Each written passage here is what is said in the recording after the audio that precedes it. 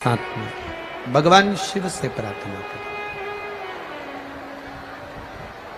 जहां जगह मिल जाए वहां बैठकर भगवान शिव से प्रार्थना करिए, हृदय से, भाव से। जहां जगह मिले वहां बैठकर जब हम बोलें हमारे साथ आप भी बोलिएगा। प्रार्थना साथ करेंगे तो बाबा जब लाखों लोग, लाखों भक्त एक साथ श्री शिवाय नमस्तुभ्यं बोलेंगे तो ये निश्चित है आपकी झोली बाबा खुशियों से जरूर भरेगा। भाव से, दिल से कहिए श्री शिवाय नमस्तुभ्यं, श्री शिवाय नमस्तुभ्यं, श्री शिवाय नमस्तुभ्यं, श्री शिवाय नमस्तुभ्यं, श्री शिवाय नमस्तुभ्यं। भोला सब दुख काटो मारा, ओ भोला सब दुख काटो मारा। शिव शंकर जपो तेरी माला, भोले बाबा जपो तेरी माला। भोला सब दुख काटो मारा, ओ भोला सब दुख काटो मारा। वेश है मंगलकारी, वेश है मंगल। आज बृहस्पतिवार की पूरी शिव महापुराण कथा जरूर सुनिएगा।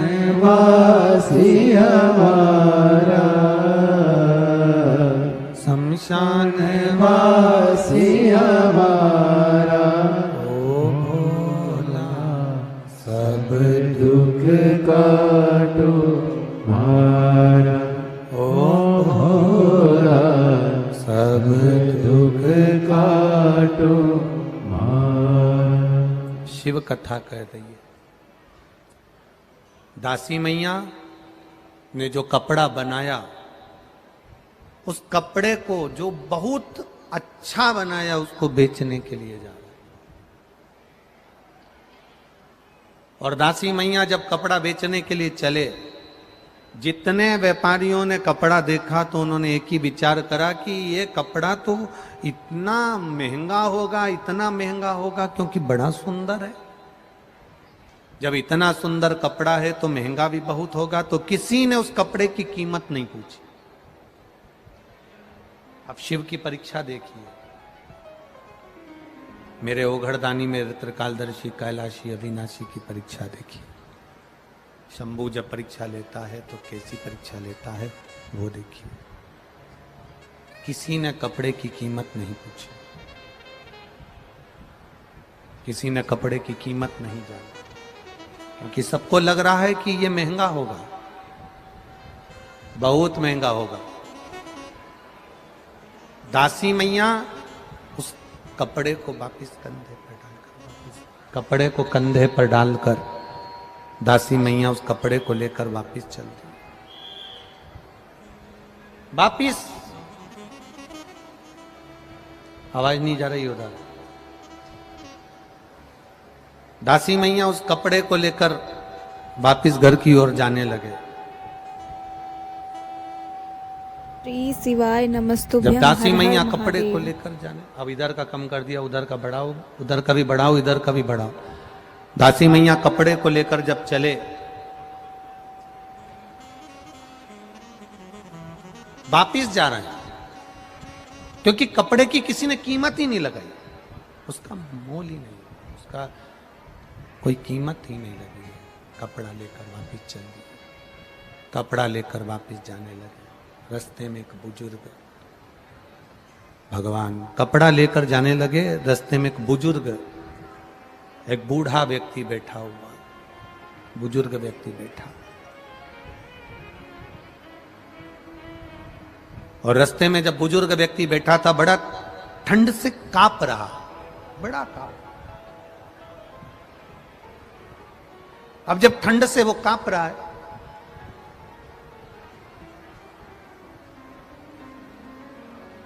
और बहुत ठंड उसके शरीर में लग रही है, तो उसने दासी मैया को रोका, ए बाबा रुको जरा,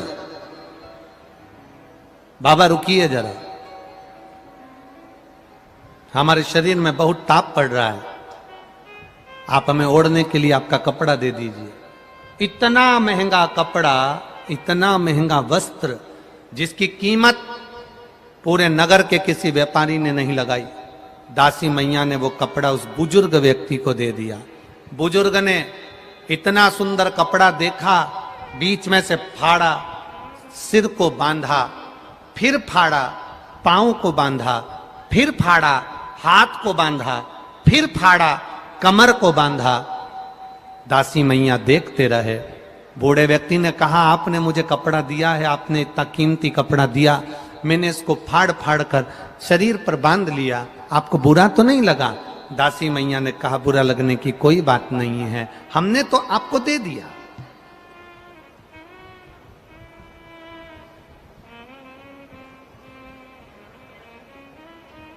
हमने तो आपको दे दिया, अब आप इस कपड़े का क्या करो वो आपके ऊपर है। दासी मैया ने जब बुजुर्ग व्यक्ति को देखा, थर थर कांप रहा है, भूखा है, भोजन भी नहीं है, दासी मैया उस बुजुर्ग व्यक्ति को अपने घर ले गए और घर पर ले जाकर अपनी पत्नी को आवाज लगाकर कहा, ये बहुत भूखा है, इसको भोजन दे दो। धर्म पत्नी ने अपने पति के चरण छूकर कहा, 15 दिन से घर में भोजन नहीं बना, एक अन्न का निवाला अपने घर के अंदर नहीं, एक दाना अपने घर के अंदर नहीं। इस अपने लिए जब भोजन नहीं है तो अपन दूसरे को क्या भोजन देंगे? इसको क्या भोजन देंगे? इसको क्या खिलाएंगे? इसको क्या प्रदान करेंगे? जब भोजन अपने पास ही नहीं है, अपने लिए ही नहीं है, जब भोजन अपने पास ही नहीं है, अपने खाने के लिए नहीं है, तो फिर अपन इसको क्या देंगे? क्या प्रदान करेंगे इसको? क्या दें अपन इसको? पति, दासी मैया ने कहा, कोई भाजी तोड़ कर लिया हो, वो ले जाकर उकाल कर दे दो। पत्नी भाजी क्या तोड़ कर ले जाती है? पत्नी एक बेलपत्र के पौधे में से बेलपत्र तोड़ कर ले जा रही थी, और वो बेलपत्र उड़ती उड़ती उसके हाथ से वो बुजुर्ग व्यक्ति के ऊपर जाकर गिर गई। जैसे ही बेलपत्र गिरी, मेरा महादेव सामने प्रकट हो गया, मेरा शिव प्रकट हो गया।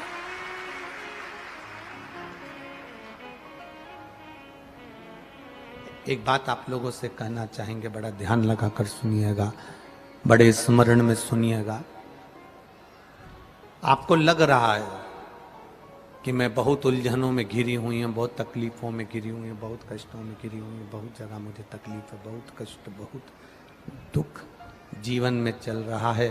सामने से ऐसा लग रहा है कि कष्ट हमारा पीछा नहीं छोड़ रहा, दुख हमारा पीछा नहीं छोड़ रहा। बहुत चिंता और टेंशन में जब रहा करो तो गले में जो रुद्राक्ष पड़ा रहता है ना, उस रुद्राक्ष को हाथ में दबाकर श्री शिवाय नमस्तुभ्यम, श्री शिवाय नमस्तुभ्यम, श्री शिवाय नमस्तुभ्यम स्मरण कर लिया करो जब तुम्हें लगे उलझन। और हम तो एक प्रैक्टिकल करने की बात कहेंगे। आप अपने व्यापार पर बैठे हो, दुकान पर बैठे हो, दुकान पर बैठे हो, कभी प्रैक्टिकल कर कर देखना कहीं सीवर वाला महाराज झूठ तो नहीं बोल रहा है। प्रैक्टिकल करने में क्या जाता है, करते रहो। प्रैक्टिकल जरूर करना चाहिए। एक महाराज जी प्रवचन दे रहे थे, प्रवचन में कह रहे थे मदिरा नहीं पीना चाहिए, शराब नहीं पीना चाहिए, गटर का पानी है, गंदा पानी है, नाली का पानी है, मत पियो। महाराज जी के पहचान का कोई बैठा था, उठ के खड़ा हो गया। उसने कहा महाराज तू इतनी बड़ी बड़ी बातें कह रहा है, तेरा सगा भाई पी के तो नाली में पड़ा है। तू इतना बड़ा बड़ा प्रवचन दे रहा है, तेरा सगा भाई पी के गटर में पड़ा है, और तू कह रहा है कि मदिरा नहीं पीना चाहिए, शराब नहीं पीना चाहिए, गंदा नाली का पानी है। महाराज जी को क्रोध नहीं आया। महाराज जी ने कहा भैया देखो, मैं भी कथा कह रहा हूं, वो भी कथा कह रहा है, मैं मुंह से समझा रहा हूं, वो प्रैक्टिकल करके दिखा रहा है। आप मुझसे नहीं समझ सकते तो गटर में पड़े हुए, नाली में पड़े हुए व्यक्ति को देखकर तो समझ सकते हो ना कि मदिरा पीने वाला, नाली का पानी पीने वाला गला पकड़ रहा है बाबू, गटर का पानी पीने वाला गटर में पड़ा हुआ, तुम देखकर तो समझ जाओगे उसको। आप उसको देखकर तो समझ सकते हो ना, आप उसको जानकर तो समझ सकते हो ना। प्रैक्टिकल जरूर करो। जितने लोग बैठे हैं कथा श्रवण करने के लिए, जितने लोग टीवी पर सुन रहे हैं, जितने फेसबुक यूट्यूब पर कथा सुन रहे हैं, उनसे निवेदन करूंगा, आपके गले में अगर रुद्राक्ष है, आप अगर सीहोर के रुद्राक्ष को धारण करते हो, आपके गले में लाल धागे में अगर रुद्राक्ष पड़ा हुआ है, दुकान पर बैठे हो, आधा घंटा हो गया, कोई ग्राहक नहीं, कोई ग्राहक नहीं, आप उस रुद्राक्ष का स्मरण कर कर श्री शिवाय नमस्तुभ्यम, श्री शिवाय, थोड़ा आराम से बोलना, जल्दी जल्दी सब्जी काटते ऐसी मत काट देना, बहुत प्रेम से।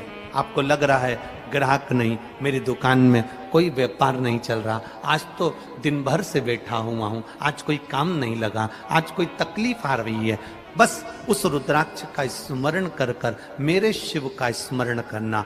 क्यों? क्योंकि विद्येश्वर संहिता में, शिव महापुराण की विद्येश्वर संहिता में देव अधिदेव महादेव माता पार्वती से कहते हैं, तुम रुका जी चंचुला देवी से कहते हैं कि भगवान शंकर के नेत्र अश्रु से गिरे हुए, अश्रु से ये रुद्राक्ष का पौधा उत्पन्न हुआ है। ये रुद्राक्ष कोई दूसरा नहीं है। शंकर पार्वती से, माता सती से कहते हैं पार्वती ये मैं रुद्राक्ष के रूप में स्वयं शिव भक्त के साथ रहता है और उसके सम्मुख में प्रकट हो जाता है।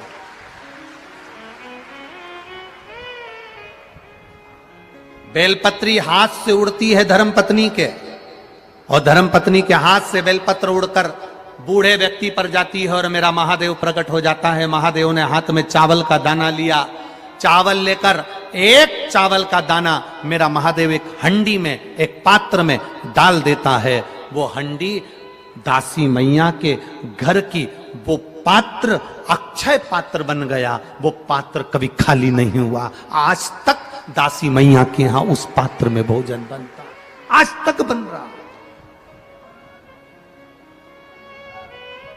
एक दाना चावल का,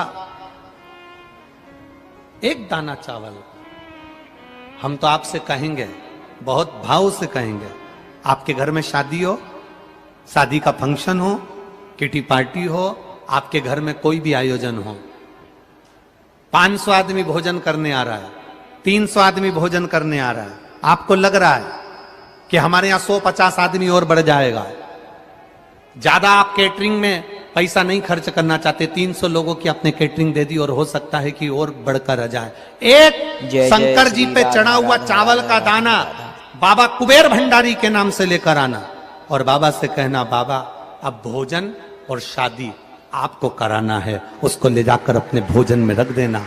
कर दे, करेगा।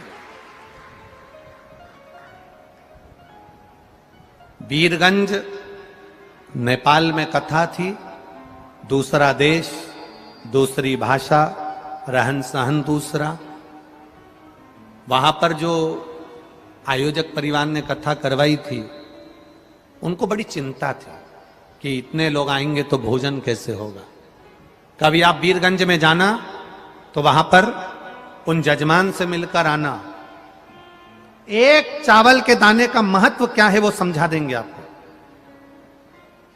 हमने केवल इतना कहा था कि एक चावल का दाना कुबेर भंडारी के नाम से शिव को चढ़ाकर उसको लेकर आकर भंडार में रख दो। जितना भोजन रखा है वो भोजन बनता रहेगा और भंडार उतना की उतना ही भरा रहेगा, उससे ज्यादा मिलेगा। और अभी ये जायसवाल परिवार कथा करवा रहे हैं, विधायक जी श्री प्रदीप जी जायसवाल कथा करवा रहे हैं। और प्रदीप जी जायसवाल की अकेले की कथा नहीं, पूरे छत्रपति संभाजी नगर की कथा है ये।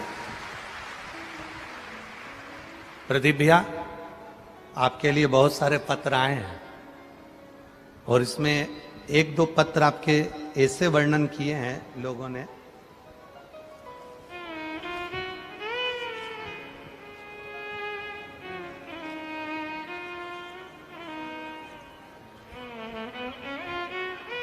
किसी का पैसा अटक गया था और वो सारी दुनिया में रोकर आ गया, कहकर आ गया। उसका धन जब नहीं मिला तब उसने, जिनने लिखा है पत्र, एक तो इतने सारे हैं जी, ढूंढने में तकलीफ, फिर उसने आपसे भी कहा। तो उसमें पत्र में लिखा है कि हमने प्रदीप जी जायसवाल जी आमदार जी से कहा, उन्होंने हमारा साथ दिया और हमारा जो पैसा डूब गया था, जो बैंक चली गई थी, वो बैंक में पैसा चले गया था हमारे ससुर का, वो पैसा हमारे आमदार जी ने साथ देकर हमारे पैसे को निकाल दिया। धन्यवाद आपको, बहुत बहुत साधुवाद है आपको। राजनेता एक अपनी जगह पर होता है, उस राजनेता के पद से हटकर अपना भी एक स्वरूप होना चाहिए कि हम जनमानस के लिए तत्पर खड़े। यहां पर भी भंडारा चल रहा है, यहां पर भी भोजन हो रहा है, हजारों लाखों लोग रोज भोजन कर रहे हैं। जब कथा सुनने के लिए 8 लाख से 10 लाख लोग कथा सुनने के लिए दूसरे दिन आ सकते हैं, तो भोजन में सोचिएगा कि कितने लोग बैठे रहते होंगे। इतने लोगों का जब भोजन बन रहा है, 7वें दिन जब ये कथा पूर्ण हो जाए, तब जायसवाल जी से भी निवेदन करेंगे और आपसे भी निवेदन करेंगे कि उस भोजन भंडारे का दर्शन कर कर जाना, कि जितना रखा था उतना रखा ही मिलेगा, खाली नहीं है। ये शिव भक्ति है। जब वो चोर को कुबेर बना सकता है तो आपको क्यों नहीं दे सकता? दुकान नहीं चल रही, व्यापार नहीं चल रहा, ग्राहक नहीं आ रहा है, आज कोई काम नहीं है, लग रहा है अपने गले में पड़ा हुआ एक रुद्राक्ष, शिव तत्व का एक रुद्राक्ष, जिसकी कीमत नहीं है, निशुल्क है, क्योंकि मेरे महादेव को बेचा नहीं जाता। क्यों सीहोर का रुद्राक्ष निशुल्क मिलता? क्यों कंकर शंकर की महत्वता वहां की? इतने रुद्राक्ष का महत्व क्या है आखिर? उस रुद्राक्ष की मूलता क्या है आखिर? कभी जिंदगी में लेकर आओगे तो समझ में आएगा कि वो रुद्राक्ष है क्या आखिर, उस रुद्राक्ष की मूलता क्या है आखिर। बहुत मिलेंगे, बाजार लगा होगा, रुद्राक्ष बहुत मिल जाएंगे, 100 रुपए का, 50 रुपए का, 5 रुपए का, 10 रुपए का, 500 रुपए का, 1 रुपए का, 2 रुपए का, सब मिल जाए। पर उस मेरे महादेव को बेचा नहीं है। वो महादेव जो तुम्हारे पास में है, बस उसको पकड़कर स्मरण किया जाए, स्मरण, भक्ति का स्मरण। वो कहते हैं ना, जब कोई नहीं आता मेरा बाबा आता है, मेरे दुख के दिनों में काम आता है, मेरे दुख के दिनों में वो बड़ा काम आता है। आपका भरोसा, आप उसका विश्वास दृढ़ी रखिए। जब आप भरोसा दृढ़ी रखोगे तो वो आएगा। बेलपत्र उड़ी, दासी मैया कि पत्नी के हाथ से बेलपत्र उड़कर जैसी बूढ़े पर गई, बूढ़ा शिव का रूप था जो परीक्षा लेने आया था। एक चावल का दाना हंडी में डाल दिया, वो चावल का दाना ऐसा चला, आज तक दासी मैया के यहां से वो चावल के दाने का भंडार खत्म नहीं हुआ, आज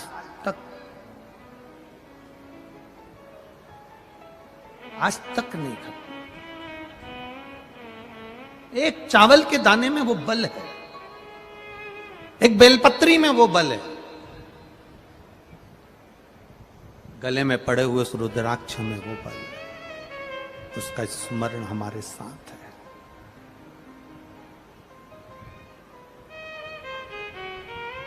भक्ति। पत्नी ने देखा कि बूढ़ा उठा, शिव के रूप में उठकर उसने चावल का दाना डाल दिया। दासी मैया ने जो शंकर भगवान का दर्शन करा, शिव जी ने कहा मांग तुझे क्या चाहिए। ये कलिकाल की कथा है, कलयुग की बहुत पीछे की कथा नहीं है, बहुत पीछे की नहीं, मात्र 300 साल पुरानी, ज्यादा पुरानी नहीं। क्या चाहिए तुझको, मांग ले, क्या दूं तुझको। दासी मैया कहते हैं कुछ नहीं चाहिए, कुछ नहीं। जो अतिथि आए पेट भर कर खाए जाए, इससे बढ़कर सुख और कुछ नहीं। शिव महापुराण की कथा कहती है, उमा संहिता कहती है, देवादिदेव महादेव का चरित्र कहता है, जब आपके घर में अतिथि आए, मेहमान आए, तो उसको भोजन कराइए। भोजन करा नहीं सकते तो उसको पानी पिलाइए। जय हो त्रिकालदर्शी अविनाशी कैलाशी की जय। पानी नहीं पिला सकते तो उसको आसन देकर बिठा दीजिए। अतिथि मेहमान अगर तुम्हारे यहां आया, कोई आया, तो उसको भोजन कराओ। भोजन नहीं है आपके यहां, नहीं खिला सकते, पानी पिला दीजिए। पानी भी नहीं पिला सकते, ज्यादा अकड़ में जिंदगी जी रहे हो, तो आसन दे दो, बैठो साहब, सोफा लगा है साहब, कुर्सी लगी है साहब, आसन दे दो, बिठा दो। आसन भी नहीं दे सकते तो मीठी वाणी दे दो, और मीठी वाणी भी नहीं दे सकते तो अपने चेहरे की मुस्कुराहट दे दो। इतना तो दे सकते। जो आए हुए अतिथि को भोजन नहीं देता, पानी नहीं देता, वाणी नहीं देता, आसन नहीं देता, एक बार मुस्कुराकर बात तक नहीं करता, समझ लेना उसने अपने बुढ़ापे पर कुल्हाड़ी मार ली और आपका बुढ़ापा ठीक नहीं निकलेगा। दर बतर जब तुम अपने बच्चों को आतिथ्य करना नहीं सिखाओगे, किसी का सम्मान करना नहीं सिखाओगे, तो वो बच्चा क्या तुम्हारा सम्मान करेगा? आज हमारे यहाँ मेहमान इतने लोग हैं, पहले के समय में कितने मेहमान आते थे इनसे पूछना। पहले कितने मेहमान आते थे, मामा जी आ रहे, मौसा जी आ रहे, मौसी जी आ रही, काका जी आ रहे, रिश्तेदार आ रहे। आजकल तो शादियों में भी मेहमान नहीं आते, बारात जाती है, 25-50 लोग बारात में चले जाएं, बहुत बड़ी बात है।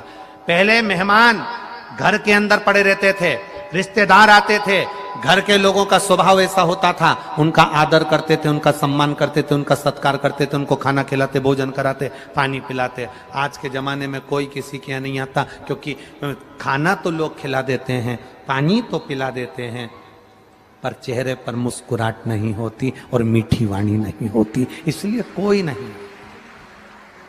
कौन आए?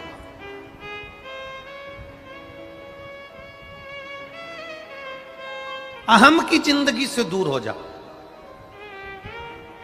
अहंकार की जिंदगी से दूर हो जाओ। ब्रह्मा जी के भीतर थोड़ा सा अहंकार आया, थोड़ा सा। जब हम अहम की जिंदगी से दूर हो जाते हैं तो भगवान सुन लेता। एक पत्र आया है,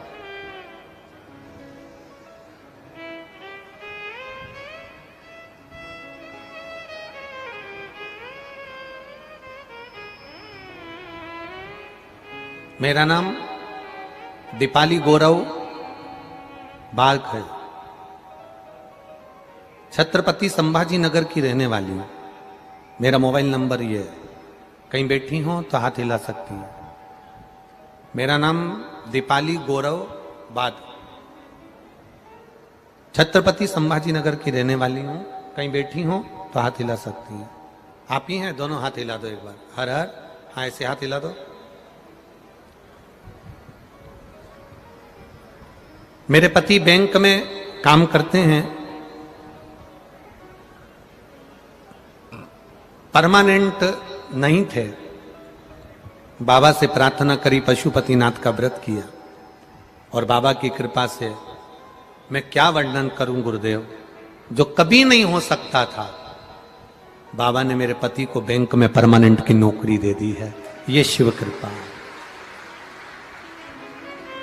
गुरुदेव, जब मैं गर्भवती रही तब मुझे सोनोग्राफी करने में बुलाया तो डॉक्टर ने कहा था कि तुम्हारे गर्भ में जो बच्चा है उसका एक पांव छोटा है और उसके हृदय में छेद है, उसके दिल में छेद है, उसका एक पैर छोटा है और उसके 2-3 बीमारियां उस बच्चे को बता दी। डॉक्टर ने कहा सभी रिपोर्टें इसकी ठीक नहीं हैं, इस बच्चे को तुम्हें नहीं रखना चाहिए। परिवार के किसी व्यक्ति ने कहा इस बच्चे को गिरा दीजिए, इस बच्चे को समाप्त कर दीजिए, क्योंकि इसका पांव छोटा है, दिल में छेद है और यह माइंड से भी विकलांग रहेगा। मैं क्या वर्णन करूं गुरुदेव, एक लोटा जल सारी समस्या का हल। शिव की कृपा का क्या वर्णन करूं। एक लोटा जल चढ़ाते, पानी लाकर पी लेते, भगवान शिव का नाम ले लेती, पी लेती। आपने कहा था एक नारियल पर सिर से लेकर पांव तक की मोली को लपेटकर शंकर भगवान को दे देना, बच्चा स्वस्थ होगा। बस उसी पर मैंने विश्वास करा। शिव जी को एक श्रीफल दे दिया और बाबा की कृपा से मेरे घर में बेटे ने जन्म लिया। डॉक्टर भी आश्चर्य में है, इस बेटे को कोई रोग नहीं है और इसका पूरा शरीर ठीक है। आज वो 3 महीने का हो गया। मैं बाबा को यहाँ नमन करने के लिए, ये शिव तत्व है, ये शंकर योग, ये त्रिकालदर्श, ये कैलाश। बैठिए बहन, हर हर, ये शिव तत्व है।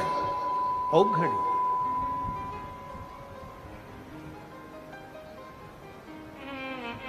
खाली न जाता कोई दर से तुम्हारे, मैं भी खड़ी हूं बोलो देवाधिदेव महादेव एक की पत्र में किसी ने जय लिखा है, हो। 12 साल के बाद बाबा ने संतान दी है। और एक पत्र में लिखा है किसी ने 18 साल के बाद बाबा ने संतान दी है। बाबा से यही प्रार्थना है, आपकी गोदी भरी रहे। शिव तत्व बहुत पत्र, बहुत, जिसमें आप लोगों ने अपने अपने भाव लिखे हैं। किसी के यहाँ 12 साल के बाद संतान हुई, किसी के यहाँ 10 साल के बाद संतान हुई। ये शिव कृपा। एक माँ ने लिखा है, गंगाबाई रामराव रंगे जालना महाराष्ट्र से हैं। कहीं बेटी हो तो हाथी ला सकती हैं। गंगाबाई रामराव रंगे जालना महाराष्ट्र। मेरा बेटा लगभग 10 साल से सरकारी नौकरी के लिए तैयारी कर रहा था। कहीं बैठी हो तो हाथ ला सकती हैं। 10 वर्ष से सरकारी नौकरी के लिए तलाश कर रहा था, पर नौकरी की तैयारी करता पर हार जाता। गुरुदेव, अभी 1 साल पहले से आपकी कथा सुनना चालू करी, वो भी किसी दूसरे को पानी चढ़ाते हुए देखा, मंदिर जाते हुए देखा। मैं कभी मंदिर नहीं जाती, पानी नहीं चढ़ाती। देखा तो मैंने पूछ लिया कहां जा रही हो, तो उसने कहा शिव जी को जल चढ़ाते हैं, 1 लोटा जल सारी समस्या का हल। बस मैंने भी जल चढ़ाना प्रारंभ करा। अपने बेटे से कहा तू भी जल चढ़ा। बेटा मानने को तैयार नहीं। पढ़े लिखे बच्चे कहां मानते हैं गुरुदेव। पर बेटे ने भी जल चढ़ाना प्रारंभ करा, मैंने भी जल चढ़ाना प्रारंभ करा, पशुपतिनाथ का व्रत करना प्रारंभ करा। और बाबा की कृपा से बेटा जब सरकारी नौकरी के लिए अप्लाई करने गया तो शहद लगाकर बेलपत्र शिव जी को चढ़ाकर गया। आज महाराष्ट्र पुलिस के खाने में मेरा बेटा नौकरी कर रहा है। मैं बाबा को प्रणाम करने के लिए आया। ये शिव तत्व है, यो घड़ी है। खाली ना जाता कोई दर से तुम्हारे, और मैं भी खड़ी हूँ बाह पसारी। अपने हृदय से लगा लो गिरी जा रही हो, उठा लो। ये कहीं शिव की कृपा है। आप इतने आए हुए भक्तों को भोजन करा रहे हो, आप इतने आए हुए भक्तों को पानी पिला रहे हो, कोई आकर भोजन करा रहा, कोई खिचड़ी खिला रहा, कोई पानी पिला रहा, कोई शरबत पिला रहा, कोई ठंडाई पिला रहा, कोई रसना पिला रहा, कोई अपने अपने घर से भोजन बनाकर 4-4 रोटी सेक कर लाकर टिफिन में भरकर अपने पास वाली को खिला रहा। तुम्हारा करा गया शंकर के प्रति दान, तुम्हारा किया गया शिव के प्रति भजन, तुम्हारा करा गया शंकर के प्रति स्मरण, और इतने शिव भक्तों की सेवा जो संभाजी नगर में हो रही है खाली नहीं जाएगी। 3 महीने में बाबा झोली भर ही देगा, ये निश्चित है। धन्य है छत्रपति संभाजी नगर, धन्य है।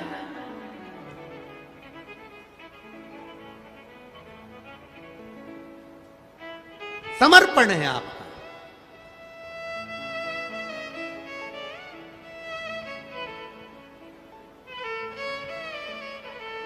कितनी खुशी है पूरे क्षेत्र में, कितनी खुशी, जितनी तो दिवाली पर बम फोड़ने से नहीं होती होगी, उतनी खुशी तो छत्रपति संभाजी नगर के आए हुए इन भक्तों को देखकर छत्रपति संभाजी नगर के लोगों के हृदय में खुशी समाई।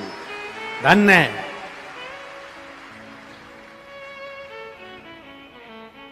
करो सेवा। 7 दिन के लिए आए हैं ये शिव भक्त। 8वें दिन, 7वें दिन जब कथा पूरी हो जाएगी 12 बजे के बाद एक शिव भक्त तुम्हें नजर नहीं आएगा। खाली बन जाए, अपने पास कुछ नहीं हो तो 10 टॉफी खरीद कर ही बाजू वाली को खिला देना, वो भी नहीं हो घर से 2 बोतल पानी की भर कर लाना, पड़ोसन को पिला देना। शंकर के इन भक्तों की सेवा करने का दूसरा मौका नहीं मिल पाएगा, कभी नहीं, कभी। आज छत्रपति संभाजी नगर के लोगों को सेवा का मौका मिला है। 10 जून से 14 जून तक 5 दिन की कथा भोपाल के करोन चौराहे पर, करोन क्षेत्र के अंतर्गत होगी। 5 दिन की कथा भोपाल वालों को मिली है, जो बहुत दिनों से आस लगाकर बैठे थे। राजा भोज की नगरी को मिली है। वहां पर जितने भोले के भक्त हैं पूरे भोपाल वासियों, लोग कहते हैं कि भोपाल के लोग आगे नहीं आते। मेरा विश्वास कहता है वो कथा इतिहास रचेगी और पूरे भोपाल के लोग भोले भक्त, भोपाल मध्य प्रदेश के एक एक भोला भक्त, वो भोपाल नहीं है, वो भोला का भाव भोजपुर है। वो श्री शिवाय नमस्तुभ्यं। राजा भोज का नगर है। एक एक भोले का भक्त आएगा, आगे बढ़कर सेवा करेगा और शिव कथा का रसतत्व सुनेगा। भोपाल नगर में कथा चालू होगी, दोपहर में 2 बजे से 5 बजे तक कथा होगी। दिल से बाबा ने आपको दिया, आप दिल से लुटाओ। और यहाँ पर भी जितने भी करोड़पति, धनपति, वैभवपति बैठे हैं, उनसे निवेदन है अपने खजाने खोलकर सेवा में लग जाओ, ये मौका फिर नहीं मिलने वाला है। श्री शिवाय नमस्तुभ्यं। हर